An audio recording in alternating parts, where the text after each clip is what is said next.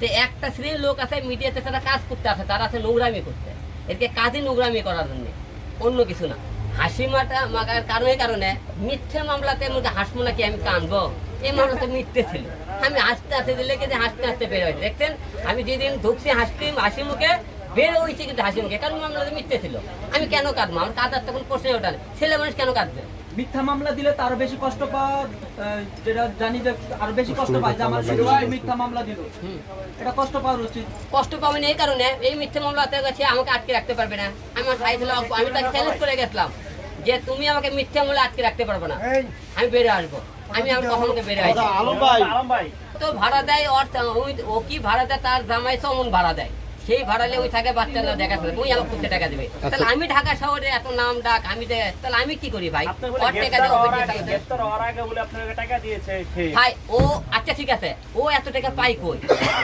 আপনাদের কথা হোক, সে কি নাইকে গাইকে সে ব্যবসা করে, না তার বাবা না দাদা টাকা দেয়, সে টাকা পায় কই এত? সে বলে চামড়ার ব্যবসা করে। ও চামড়ার ব্যবসা করে, ভালো কথা, চামড়ার ব্যবসা করলে তাহলে সে টাকা হয়তো ইনকাম করতে পারে। আলম ভাই